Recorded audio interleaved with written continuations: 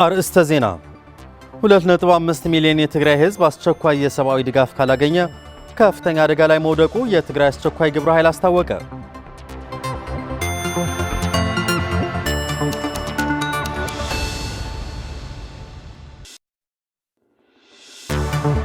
በተለያዩ የጤና ተቋማት ውስጥ የሚሰሩ የጤና ባለሙያዎች የ17 ወራት ውዝፍ ደሞዝ እንዲከፈላቸው በሰልፍ ጠየቁ።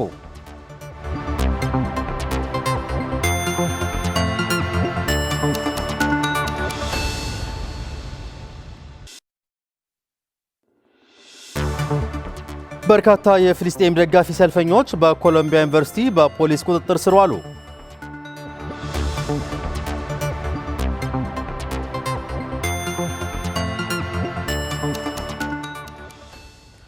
ጤና ይስጥልን ተመልካቾች፣ ከትግራይ ቴሌቪዥን የሚተላለፍ የአማርኛ ቋንቋ ዜናችን አሁን ጀምሯል። ከዜናዎቹ ጋር በእምነት ሰለሞን ነኝ።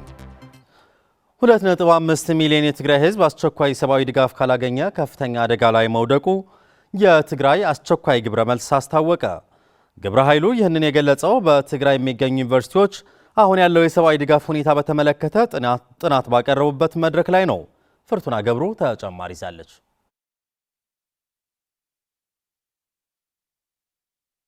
የትግራይ ህዝብ ጦርነት ባስከተለው ቀውስ መጠነ ሰፊ ጉዳቶችን እያስተናገደ ነው። በተለይም በአሁን ሰዓት በቂ የሰብአዊ እርዳታዎች ባለመኖራቸው ሁነኛ ጉዳት እየደረሰበት ይገኛል ሲል መቀለ ዩኒቨርሲቲ ከባለድርሻ አካላት ጋር በጋራ ባደረገው ኮንፈረንስ ተገልጿል። አሁን በትግራይ ያለው የሰብአዊ ድጋፍ ሁኔታና እንቅፋቶች በጥናቱ የተዳሰሱ ሲሆኑ ቀጣይ እንዴት ሊሰሩ ይችላሉ ለሚለው ጠቃሚ በመሆኑ ይህ ኮንፈረንስ ትልቅ ጥቅም እንዳለው ጥናቱን ያቀረቡ ባለሙያዎች ይናገራሉ።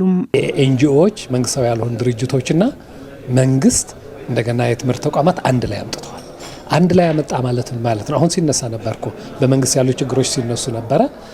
በከፍተኛ ትምህርት ተቋማትም ያንን ነገር ይዞ ከመጀመሪያው ኢኒሼት አድርጎ ያለ መስራት ሌላ ችግር አለ። መንግስትም ቢሆን በአግባቡ እነዚህ ነገሮችን አስተባብሮ የመምራት ችግር አለ። እዚህ ላይ ነው መስራት ያለብን ብለን ምናምን ነው። አንድ ላይ ስንመጣ ችግሮቻችን አይደንቲፋይ እናደርጋለን። ግኝቶች አሉ ፋይንዲንግስ and suggest የሚያደርጉት ሪኮመንዴሽንስ ማለት መሰራት አለባቸው ከግኝቶቹ ተነስተው መሰራት አለባቸው ብለው የሚሏቸው ሐሳቦች አሉ የሚያቀርቧቸው እና ደግሞ ፕራክቲሽነሮቹ ወይም ሰብአዊ ድጋፍ ላይ የሚሰሩ ሁማኒታሪያን ኦፐሬተርስ የምንላቸው ማለት ነው። በእነሱ በኩልም የሚቀርብ የተለያየ ሐሳብ አለ። ስለዚህ ይህንን ግምት ውስጥ አስገብተ ለወደፊቱ በዋናነት ስትራቴጂካሊ ለማሰብ ነው። ኮንፈረንሱ ከተለያዩ የሰብአዊ ድጋፍ ተቋማት የተውጣጡ ባለሙያዎች የተሳተፉ ሲሆን ትግራይ አሁን ያለችበት ሁኔታ በግልጽ የሚያሳይ በመሆኑ ትልቅ ጥቅም እንዳለው በመግለጽ ጥናቱ እንደሚያመላክተውም አሁን ያለው የሰብአዊ ድጋፍ በአግባቡ ለማዳረስ ካልተቻለ ማህበረሰቡ ትልቅ አደጋ እንደተጋረጠበት ከጥናቱ መገንዘባቸው ይናገራሉ። አሁን ያለውን የሰዎች ችግር የሰዎች ስቃይ እዚህ አንስተን ያለን የትግራይ ችግር ደግሞ አንስተን መወያየት ከተለያየ አካባቢ ከተለያየ ዲሲፕሊን ከተለያየ ድርጅት የመጡ ስለሆነ ብዙ ግብአቶች ይኖራሉ እንገምታለን። ኦቨርኦል ያለንን የትግራይ ክራይሲስ ምን ይመስላል፣ ያለንን ሀብት አጠቃቀም የሁማኒታሪያን ድጋፍን ለመስጠት ምን መሆን አለበት ከሳይንሱ አንጻር ከፕራክቲሱ አንጻር ሁለቱም ከልምዱ አንጻር ከሳይንሱ አንጻር ምንድነው የሚመስለው የሚለውን ግልጥልጥ አድርጎ ያሳየን ነው። እንደኔ በጣም ጠቃሚ ነው። ያለንን ሀብት ለብዙ የተቸገረውን ማህበረሰብ በብዙ መንገድ እንዴት ማገዝ እንችላለን፣ ትንሽ ሀብት እንዴት ብዙ ውጤትን ማምጣት እንችላለን የሚለውን ሪፍሌክሽን የሰጠ ስለሆነ በጣም ጠቃሚ ነው። ይህ ኮንፈረንስ ለቀጣይ የሰብአዊ ድጋፍ ስራዎቻችን ምን ደረጃ ላይ ነን፣ ምን ሲቀረናል ለሚለው እንደ መሰረት ሊጠቅመን ይችላል ያሉት የትግራይ የአስቸኳይ ግብረ ኃይል አስተባባሪ ዶክተር ገብረሕይወት ገብረ እግዚአብሔር ጦርነቱ ባስከተለው መጠነ ሰፊ ቀውስ 2.5 ሚሊዮን የትግራይ ህዝብ አስቸኳይ ሰብአዊ ድጋፍ እንደሚያስፈልገውና ይህ በፍጥነት ካልተገኘ ግን ከፍተኛ አደጋ ላይ እንደሚወድቅ አመላክተዋል። ጥናቱ በጣም ግራውንድ ላይ ያለ ጥናት ስለሆነ ከሎጂስቲክስ ጋር ተያይዞ በተለይ ከኢንተርናሽናል ኮሚኒቲ የሚመጣው ሎጂስቲክስ እና እስከ ተጠቃሚ ህብረተሰብ ምን ይመስላል የሚል ጥናት ነው የመጣው። በተለይ አሁንም ክልሉ 2.5 የሚሆን አስቸኳይ ምግብ እርዳታ የሚፈልግ መድኃኒትም ሸልተርም ሁሉ የሚያስፈልገው በየ 1.1 ሚሊዮን የሚሆን ተፈናቃይ በካምፕም በህብረተሰብ ውስጥ የሚኖር ነው። ይሄ በቂ የሆነ ድጋፍ እያገኘ አይደለም። ስለዚህ ከዚህ የሚደገፈው ደግሞ ወደ 1.4 1.3 ሚሊዮን የሚሆን ድጋፍ ያገኛል። የተቀረው ግን ድጋፍ አያገኝም። ለስሬስ የሆነ የኢንተርናሽናል ኮሚኒቲ ድጋፍ ያስፈልገናል። የፌዴራል መንግስት ደግሞ ይህንን የኢንተርናሽናል ድጋፍ እንድናገኝ ደጋፊና እገዛ ያስፈልገናል። ክረምት ከመግባቱ በፊት ወደ ቀያቸው ካልተመለሱ ህይወታቸው በከፋ አደጋ ሊወድቅ እንደሚችል ከምዕራብ ትግራይ ተፈናቅለው በአዲግራት ከተማ መጠለያ ጣቢያ ተጠልለው የሚገኙ ተፈናቃዮች ገለጹ። በየጊዜው ህይወታቸው አስከፊ ሁኔታ ላይ እየወደቀ መሆኑን የገለጹት ተፈናቃዮቹ ጊዜያዊ አስተዳደሩ ይህን ተገንዝበው አፋጣኝ ወደ ቀያቸው እንዲመልሳቸውም ጥሪ አቅርበዋል። መዓዛ መኮንን የፕሪቶሪያው የሰላም ስምምነት ሙሉ በሙሉ ተግባራዊ ባለመደረጉና ወደ ቀያችን ባለመመለሳችን አሁንም ስቃያችን ቀጥሏል ሲሉ ከምዕራብ ትግራይ ተፈናቅለው በአዲግራት ከተማ በመጠለያ ጣቢያ የሚገኙ ተፈናቃይ ወገኖች ይገልጻሉ። ተፈናቃይ ወገኖቹ በበርድ፣ ፀሐይ፣ በሽታና ረሃብ እየተሰቃዩ መሆኑን ገልጸው ከምን ጊዜም በላይ በከፋ ሁኔታ ላይ መሆናቸው ተፈናቃዮቹ ይገልጻሉ። ብጥሜት ብቁሪ በረሃብ በብርድ በፀሐይ እየተገረፈ ያለ ህዝብ ነው እዚህ ያለው ተፈናቃይ።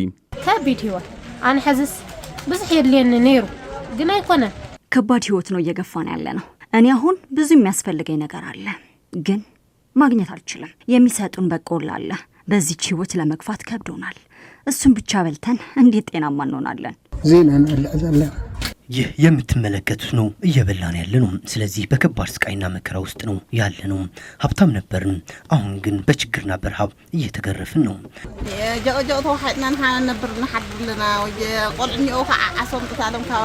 በጎርፍና በጭቃ ነው በመከራ ውስጥ የምንገኘው። በዚህ የተነሳ ልጆቹ በወባ እየተጠቁ ነው። በቂ ሕክምና እንኳ ማግኘት አንችልም። እናም በጣም ቸግሮናል። ተሰቃይተን ነው እየኖርን ያለ ነው። ትግራይ በዘይ ምዕራብስ አይትኾንን ማለት ነው። የትግራይ ህዝብ ያለ ምዕራብ ትግራይ አይሆንም። የምዕራብ ትግራይ ህዝብ ግን በየመጠለያ ጣቢያው ተጥሎ ከቤተሰቡ ተጠፋፍቶ ያለበት ሁኔታ ነው ያለው። በቅርቡ ወደ ቀያችሁ ትመለሳላችሁ በሚል አጉል ተስፋ ምንም አይነት ተግባራዊ ለውጥ ሳናይ አመታት በመከራ እንድንገፋ ተገደናል ሲሉም ተፈናቃዮቹ አክለው ገልጸዋል። ማንመኛ ሞት ዝር ክረምቲ ሁሉም በሚያውቀው ክረምት ሲመጣ በከባድ ጎርፍና ጭቃ ነው የምናልፈው። በቂ የሆነ ምኝታና ብርድ ልብስ በሌለበት ማለት ነው። በርካታ ተፈናቃይ ወገኖች ለበሽታና ለሞት ተዳርገዋል ያሉት ተፈናቃዮቹ አሁንም የተቀረውን ህዝብ ደህንነቱ ተጠብቆ ክረምት ከመግባቱ በፊት ወደ ቀያችን መንግስት እንዲመልሰን ሲሉም ጥሪ አቅርበዋል። መንግስትና ተሃሊ በትክክል ይሰራታል። መንግስትና ጊዜያዊ አስተዳደር ተፈናቃዮቹን ወደ ቦታቸው ሊመልስልን ይገባል። 5 ዓመት ሙሉ በከባድ መከራና ስቃይ ውስጥ አልፎ አሁን በስቃይ ነው ያለው። ተደጋጋሚ ወደ ቤታችን እንድንመለስ እየጠየቀን ነው። ተግባራዊ መፍትሄ ግን አላየንም። ዝኸካ ታይ ሕርሻ ከየርከም አይነርኮል አሁን ብንመለስ ለእርሻው ባንደርስበትም እንኳ ሌላ ስራ ሰርተን የምንበላበት ሁኔታ እንዲፈጠር በቅድሚያ ወደ ቦታችን ይመልሱን ነው የምንለው። በትግራይ በተለያዩ የጤና ተቋማት ውስጥ የሚሰሩ የጤና ባለሙያዎች 17 ወራት ውዝፍ ደሞዝ እንዲከፈላቸው ባካሄዱት ሰላማዊ ሰልፍ ጠየቁ። በማይጨው ለምለም ካርል ሆስፒታልና በስሑል ሽረ እንዳስላሴ አጠቃላይ ሆስፒታል የሚገኙ የትግራይ ጤና ባለሙያዎች በትግራይ ጄኖሳይዳዊ ጦርነት ምክንያት ሳይከፈላቸው የቀረው ውዝፍ ደሞዝ እንዲከፈላቸው ጠይቀዋል። የጤና ባለሙያዎች ሰልፈኞቹ አክለውም ምቹ የሥራ ሁኔታ እንዲፈጠርላቸውም ጥያቄ አቅርበዋል። በተለያዩ የትግራይ አካባቢዎች የተካሄደው ሰልፍ ታደሰ ልጅ ዓለም ተመልክቶታል። የትግራይ የጤና ባለሙያዎች በትግራይ ጦርነት ወቅት በስራ ገበታቸው በመገኘት ያለምንም ክፍያ ለህዝብ አገልግሎት ሲሰጡ መቆየታቸው ይታወሳል። የጤና ባለሙያዎቹ የሕክምና አገልግሎት ሲሰጡ የቆዩት ለ17 ወራት ያህል ያልተከፈላቸው ደሞዝ እንዲከፈላቸውና ሌሎች መብታቸው እንዲከበር ሲጠይቁ ቆይተዋል። በዛሬው ዕለትም የማይጨው ለምለም ካርል ሆስፒታል፣ የስሑል ሽረ እንዳስላሴ አጠቃላይ ሆስፒታልና በተለያዩ የትግራይ አካባቢዎች የሚገኙ የጤና ባለሙያዎች በጄኖሳይዳዊ ጦርነት ምክንያት ሳይከፈላቸው የቀሩት የ17 ወራት ውዝፍ ደሞዝ እንዲከፈላቸው በሰላማዊ ሰልፍ ጠይቀዋል። የጤና ባለሙያዎቹ አያይዞ ምቹ የስራ ሁኔታ እንዲፈጠርላቸው ጥያቄ አቅርበዋል። ብርክት ዝበለ አዋርሕ ብርክት ዝበለ ዓመታት ብዘይ ክፍያ ምንም ጸሚኒ ከይበለ ባዕልሙያ ለይትን ቀትርና ሰርሐ እናገልገለ ስለጸንሐ በትግራይ በጄኖሳይዳዊ ጦርነት ምክንያትም የ17 ወራት ውዝፍ ደሞዝ ሊከፈለን ይገባል። በትግራይ የምንገኝ የጤና ባለሙያዎች የሚከፈለን ደሞዝ በጣም ዝቅተኛ ነው። እየተራብን ነው የምንሰራው ማለት ይቻላል። የምንከፈለው ደሞዝ ከቤት ክራይ መክፈያ አሊያም ክፍያ የዘለለ አይደለም። ናጥመና ናበኸና ናወደቀ ለዋዕልና ለመነ መንበር ገዛ ሲኢኑ ክሰርሕ ይኽእል ለተህዝብና ከነገልግሎ ተኮና ጉቡ ፍታህ ወሃብና እኛ አሁን እየጠየቅን ያለነው ጥያቄ የ17 ወር ውዝፍ ደሞዝ ይከፈለን ነው እያልን ያለነው።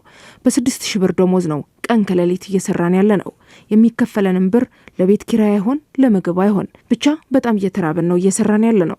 ልጆቻችን እንኳን ቤት እንዳይውሉ ለቤት ሰራተኛ የሚሆን ክፍያ ስለሌለን ልጆቻችን አዝለን ነው ወደ ስራ ቦታ እየመጣን ያለነው። ስለዚህ መንግስት ይህንን ችግር በመረዳት በዚህ 10 ቀናት አስቸኳይ መፍትሄ ሊሰጠን ይገባል። ተንስተሃው ደመዝጉን ስለዚህ ያخلኦ ህዝባችንን በተገቢው ኃላፊነት ወስደን እያገለገለን እኮ ነው ያለነው። ስለሆነም እኛ ማስፈላጊውን አገልግሎት ሁሉ ልናገኝ ይገባል። እያለቀስን እየተራብንና እየወደቅን ልንሰራ አንችልም። የትግራይ ጊዜያዊ አስተዳደርና የፌዴራል መንግስት የኛን ድምጽና ችግር ተረድተው አስቸኳይ መፍትሄ ሊሰጡን ይገባል። በተለያዩ አካባቢዎች የሚገኙ የትግራይ የጤና ባለሙያዎች በዛሬው ዕለትም ሰላማዊ ሰልፍ ያካሄዱ ሲሆን በሰልፉም የተለያዩ መፈክሮች አሰምተዋል። በመፈክራቸውም የ17 ወራት ውዝፍ ደሞዝ እና በጊዜው በትርፍ ሰዓት ያገለገሉበት ክፍያ እንዲከፈላቸው፣ ከደሞዛቸው የሚቆረጥ ግብር እንዲቀንስላቸው፣ ነጻ ሕክምና አገልግሎት ይሰጠን፣ እየተራብን ለመስራት ቃል አልገባንም የሚሉና ሌሎች ጥያቄዎች በሰልፉ አንስተዋል።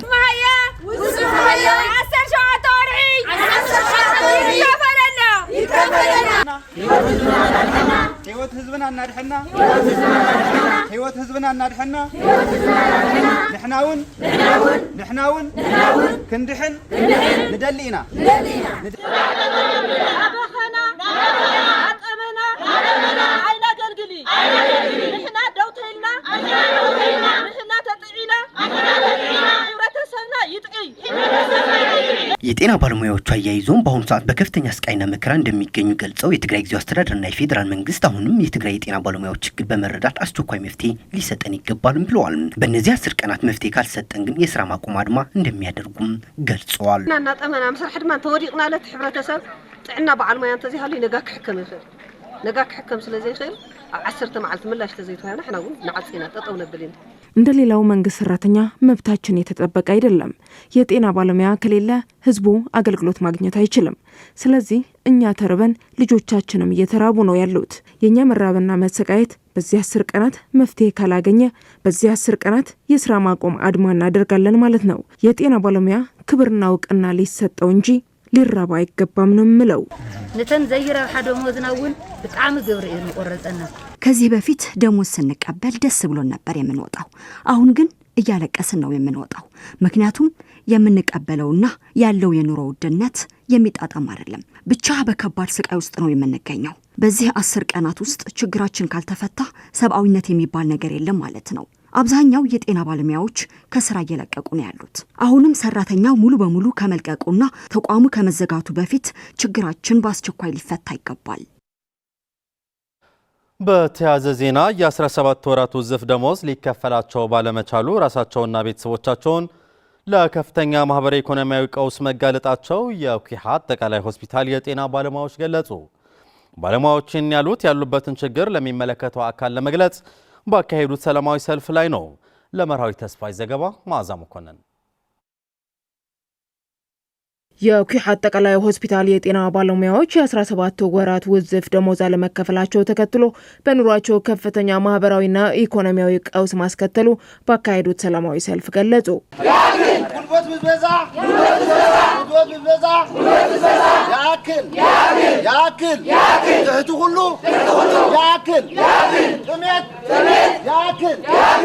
የጤና ባለሙያዎቹ ሙያቸውን በሚመጥን መልኩ ደሞዝና ጥቅማ ጥቅም ባለማግኘታቸው በራሳቸውም ሆነ በልጆቻቸው ለሚያጋጥማቸው የጤና እክል መታከም በማይችሉበት ደረጃ ላይ መድረሳቸው የሆስፒታሉ የጤና ባለሙያዎች ሲስተር አበራሽ ሕልፍና ዶክተር ጋይሚ ዮሐንስ ይገልጻሉ። ክሻዕ 100,000 ዕዳ ለሓዘ ነርስ ለሓዘ ሐኪም ይነናብዝ እስከ 100,000 ብር ብድር እላዩ ላይ የተሸከመ የጤና ባለሙያ ነው ያለን። ደሞዝ መከፈል ቢጀመርም እንኳን ላለፉት 17 ወራት ውዝፍ ደሞዝ ስላልተከፈለው ለተለያዩ ወጪዎች ተዳርጓል። ስለሆነም ችግራችን ለመፍታት ደሞዛችን እንዲከፈለን ነው እየጠየቅን ያለ ነው። ክንብረይ ካልናን እዩ ዋና ሐቶና ክንብረይ ካልናን ስለዚህ ዝምልከተው አካል ዋናውና መሰረታዊ ጥያቄያችን መኖር አልቻልንም ተቸግረናል ነው እያልን ያለ ነው። እናም የሚመለከተው አካል አፋጣኝ መፍትሄ ያስቀምጥልን። የ17 ወራት ያልተከፈለ ውዝፍ ደሞዝ አለን፣ እሱ ይከፈለን። በዚህ አይነት ሁኔታ ህብረተሰቡን ማገልገል አንችልም ብለን ነው እየገለጽን ያለ ነው። በማህበራዊና ኢኮኖሚያዊ ቀውስ ምክንያት ለከፍተኛ የስነ ልቦና ጉዳት ቢዳረጉም እንኳን ለህብረተሰቡ ግን አስፈላጊውን አገልግሎት ለመስጠት በሚችሉት ሁሉ ለህብረተሰቡ የሕክምና አገልግሎት እየሰጡ መሆኑና ጥያቄያቸው እንዲመለስላቸው ተስፋ እንደሚያደርጉም ባለሙያዎቹ ተናግረዋል። እዞም ሕቶታት እዚኦም ንቀደም ለምንታይና ስራሕና ላሰራሕና ጥያቄያችንን እያቀረብን ያለነው በተቋማችን ውስጥ ስራችንን እየሰራንና ማህበረሰባችንን እያገለገልን ነው። ንሕና ኦልሬዲ ቃንዛና ንገልጽ ዘለና ሕቶና ንገልጽ ዘለና ኣብ ስራሕና ኮይና ማህበረሰብ እንዳገልገልና ጥያቄዎቻችንና ችግራችን በስራ ላይ ሆነን ነው እያስተናገድን ያለ ነው። በሚከፈለን ደሞዝ መኖር አልቻልንም፣ ተቸግረናል። ይህ ሁሉም ሊገነዘብልን ይገባል። በባለሙያዎቹ ጥያቄ መሰረት በየደረጃው መፍትሄ ለማስቀመጥ ወደ ትግራይ ጤና ቢሮ ደብዳቤ መላኩን የገለጹት የትግራይ ጤና ባለሙያዎች ማህበር ተወካይ አቶ አጽባህ ገብረመድህን ባለሙያዎቹ ተገልጋዮች እንዳይስተጓጎሉ ጥቁር ሪቫን በማድረግ ስራ ላይ እንደሚገኙ አስረድተዋል። ናይ ዓለም ስርዓቱን ዘምህረና ሱሩሕና ሰርሐ በዓለም ህግ መሰረት ማንኛውም ሰራተኛ ስራውን እየሰራ ሪቫን በማድረግ ነው ድምጹ ማሰማት ያለበት። የምትመለከቱት ጥቁር ሪቫን የሀዘን መግለጫ መሆኑ ይታወቃል። እኛም አዝነናል፣ ውስጣችንም ተጎድቷል፣ ተርበናል፣ ቸግሮናል፣ ልጆቻችን ማሳደግ አልቻልንም የሚለውን መልእክታችን ለመግለጽ ነው ይህ ጥቁር ሪቫን ያሰራ ነው። ስለሆነም ወደ ነበረው የጤና ስርዓት እንድንመለስ ጤና ቢሮን ከባለሙያው ጋር መግባባት በመፍጠር መፍትሄ ለማምጣት መስራት አለበት። አሁንም የጤና ባለሙያው ህዝቡ እያገለገለ ነው ጥያቄው እያቀረበ ያለው። ይህ ጥያቄያችን መፍትሄ ካላገኘ ግን ወደ ጎዳና ወጥተን መብታችን የምንጠይቅበት ሁኔታ ይፈጠራል። በጤና ባለሙያዎቹ የተካሄደው ሰላማዊ ሰልፍ በተለያዩ የመቀለና ውቅሮ ጤና ጣቢያዎችን መካሄዱንና ቀጣይ መሆኑንም ለማወቅ ተችሏል።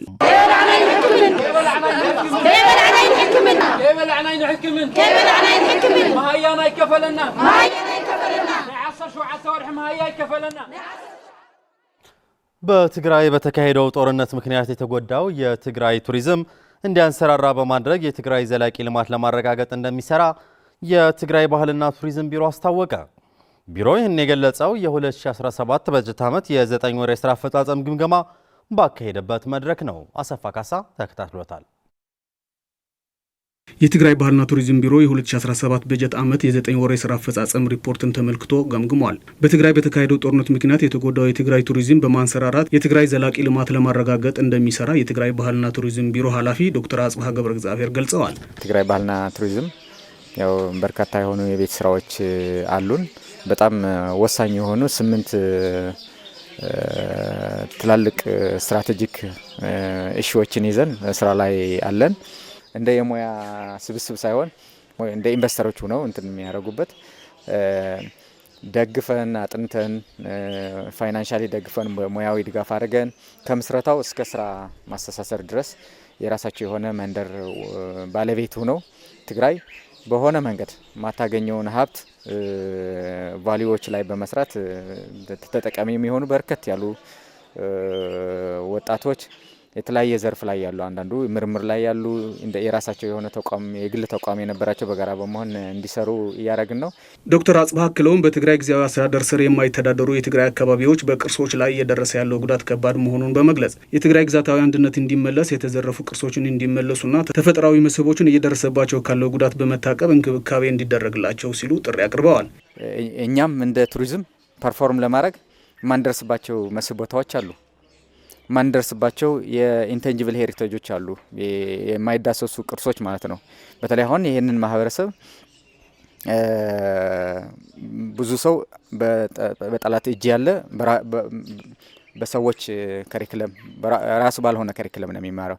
ስለዚህ በቋንቋው እንዳይኮራ በባህሉ ደስተኛ እንዳይሆን ወደ ጥቅም እንዳያውላቸው በጭቆና ላይ ሲኖር ይሄ እሴቶቻችን አደጋ ላይ መውደቃቸውን አንድ እንትን ነው። ሁለተኛ መስህብ ቦታዎች አሉ። ለምሳሌ የቃፍታ ሸራሮ ናሽናል ፓርክ እኛ ልንሰራበት የምንፈልገው ብዙ የስራ እድል የምንፈጥርበት የቱሪዝምም ሙሉ በሙሉ አቅማችን እንዳንገባበት የሚያደርገን ነው። ምክንያቱም ውስን ቦታ ላይ ስትሰራ ያው አደጋው በጣም ይታወቃል። የትግራይ ባህልና ቱሪዝም ቢሮ የእቅድና ልማት ዳይሬክቶሬት ዳይሬክተር አቶ በርሃ ደህና የትግራይ ባህልና ቱሪዝም ቢሮ የ100 ቀናት እቅድ ማውጣቱን በመግለጽ በዋናነት ግን የትግራይ መልሶ ግንባታ ማረጋገጥና ተፈናቃዮች ወደ ቀያቸው እንዲመለሱ መስራት ነው ሲሉ ገልጸዋል። አሁን የያዝነው እቅድ ዋናው ለትግራይ ሕዝብ ማነቃቂያ ነው። በሚቀጥለው 100 ቀናት አንዱ የፕሪቶሪያ ውል አልተፈጸመም። ስለዚህ ለማተግበሪያው አንደኛው ተፈናቃዮች ወደ ቀያቸው እንዲመለሱ ማድረግ፣ የትግራይ ህዝብ አንድነቱን ለማጠናከር፣ በመቀጠልም የወደሙ ቅርሶቻችን አሉ ከባለድርሻ አካላት በመተባበር እሳቸው ወደ ነበሩበት ለመመለስ ለመጠገን እና በሚቀጥለው የትግራይ አንድነት ወደ አንድ ለመምጣት ያቀድነው እቅድ ነው የዛሬው ያቀረብነው። የትግራይ ኢንዱስትሪ ቢሮ በትግራይ 56 የገጠር ወረዳዎች ላይ ማህበረሰብን ተጠቃሚ የሚያደርግ የገጠር ኢንዱስትሪያላይዜሽን የማስፋፋት ስራዎች መጀመሩን አስታወቀ። የቢሮ ምክትል ኃላፊ አቶ መሐሪ ገብረ ሚካኤል እንደገለጹት ያሉ ክፍተቶች በርካታ ቢሆኑም የገጠር ኢንዱስትሪያላይዜሽን ለማስፋፋት እንቅስቃሴ መጀመር ከገጠር ወደ ከተማ የሚደረገው የወጣቶች ፍልሰት ለመቀነስና አግሮ ኢንዱስትሪ ለማስተዋወቅና ለማስገባት የሚያስችል ነው ብለዋል። ለተስፋ ዝጊ አስበይ ዘገባ ታሪክ ፍሳ። የትግራይ ኢንዱስትሪ ቢሮም በገጠር አካባቢዎች የሚገኘውን ማህበረሰብ ተጠቃሚ ለማድረግ በትግራይ ገጠራማ አካባቢዎች ኢንዱስትሪዎችን የማስፋፋት ስራዎች እንደጀመረ የቢሮው ምክትል ኃላፊ አቶ መሐሪ ገብረ ሚካኤል አስረድተዋል። ኢንዱስትሪታትና እንተርኢናን ኣብ ከተማታትን እከባ ዘለዋ ኢንዱስትሪዎቻችንን ካየናቸው በከተሞች ነው የሚገኙት። ለኢንዱስትሪ የሚሆኑ ግብአቶችና እቃዎች ግን የምናገኛቸው በገጠር አካባቢዎች ነው። ስለዚህ ያለውን ሁኔታ ስንመለከት የገጠር ኢንዱስትሪያላይዜሽናችን በጣም ደካማ ነው ብለን ስንወስድ እንደ ሀገርም የተገመገመው ይህ ነው። ስለዚህ አሁን የገጠር ኢንዱስትሪያላይዜሽን የሚል አንድ ፕሮጀክት አስገብተን እንቅስቃሴ ጀምረናል። ይህ እንቅስቃሴ የሚደረገው ደግሞ በክልልና በሀገር ደረጃ ነው። የገጠር ኢንዱስትሪያላይዜሽን ማስፋፋት ከገጠር ወደ ከተማ የሚደረገው የወጣቶች ፍልሰት ከመቀነስ አኳያና እርሻና ኢንዱስትሪን ከማስተሳሰር አንጻር ያለው ሚና ከፍተኛ መሆኑንም ምክትል ኃላፊው ይናገራሉ። ፍልሰት መናእሰይ ካብ ገጠር ናብ ከተማ ዝግበር ከገጠር ወደ ከተማ ያለው የወጣቶች ፍልሰት ለመቀነስ ዓላማ ያደረገ ኢንዱስትሪያላይዜሽን ማስተዋወቅና ማስገባት ጀምረናል። ሌላው ደግሞ የከተሞችና የገጠሮች ኢኮኖሚ የተመጣጠነ መሆን አለበት። በትልቁ ስንመለከተው ደግሞ እርሻና ኢንዱስትሪ እንዲተሳሰሩ የሚያደርግ ነው። አግሮ ኢንዱስትሪ የሚባለውን የማስፋፋት ልምድ ማለት ነው። በገጠር አካባቢዎች የሚሰሩ መሰረተ ልማቶች ወደ ጎን እየተተው ነው ያሉት። ይህ ለምንድነው ካልን መንገድና የመብራት ስራዎች ብዙ ጊዜ በከተሞች ላይ ትኩረት ተደርጎ ስለሚሰሩ ነው። ኢንዱስትሪው ወደ ገጠር እያስገባ ነው ከሄድን ግን በገጠሮች ላይ መሰረተ ልማቶች ለማስፋፋት ከፍተኛ አስተዋጽኦ አለው። ስለሆነም እቅድ ይዘን ወደ ስራ ገብተናል። በ53 የትግራይ ገጠር ወረዳዎችና በእንዳባ ጻሕማ፣ ራማ ዓዲ 4ና ዓዲ ዳዕሮ አስተዳደሮች ላይ የገጠር ኢንዱስትሪያላይዜሽን ለማስፋፋት እቅድ ተይዞ እንቅስቃሴ እንደተጀመረም ነው የሚገልጹት። አብታውት ኮንስትራክሽን የኮንስትራክሽን ግብአቶች ለምሳሌ ብሎኬቶችን ማምረት፣ ጠጠርና ሌሎች ሊሆን ይችላል። እንዲሁም በጨርቃ ጨርቅ፣ ቆዳ፣ ባልትናን ጨምሮ በዚህ ዓመት 86 ኢንተርፕራይዝ ማቋቋም አለብን ብለን እንቅስቃሴ እያደረግን ነው። 860 የሚሆኑ ወጣቶችም በዚህ ረገድ የስራ ዕድል የሚያገኙበት ሁኔታ ይኖራል ተብሎ ይታሰባል።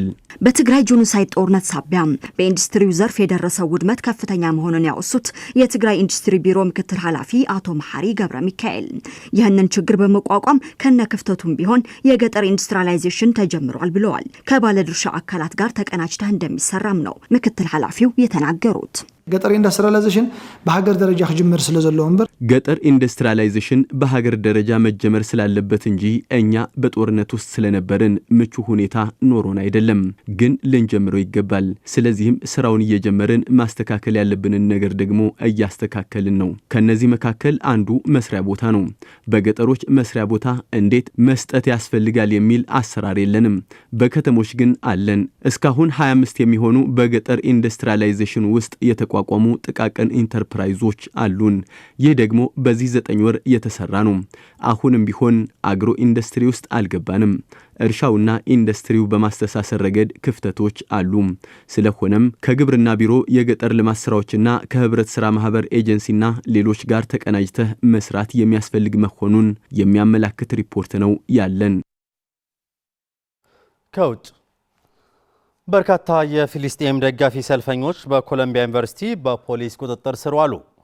የኒውዮርክ ከተማ ፖሊስ ረቡዕ ዕለት የኮሎምቢያ ዩኒቨርሲቲ ዋና ቤተ መጻሕፍት የተወሰነ ክፍሎችን ተቆጣጥረው የያዙ በርካታ የፊሊስጤም ደጋፊ ሰልፈኞችን በቁጥጥር ስር አውሏል።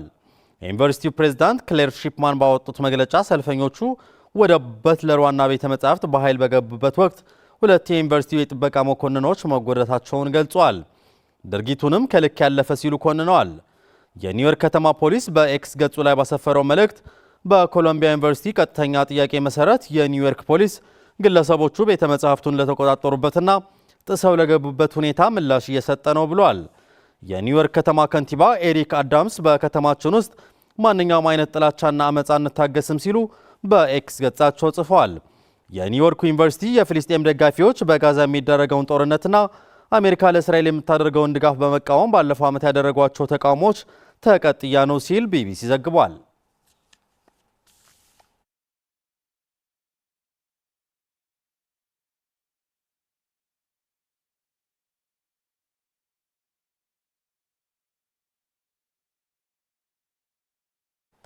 ተመልካቾች ዜናዎቻችን አብቅተዋል። ስለተከታተላችሁ እናመሰግናለን። ከቀሪዎቹ የትግራይ ቴሌቪዥን ዝግጅቶች ጋር መልካም ቆይታ ይሁንላችሁ።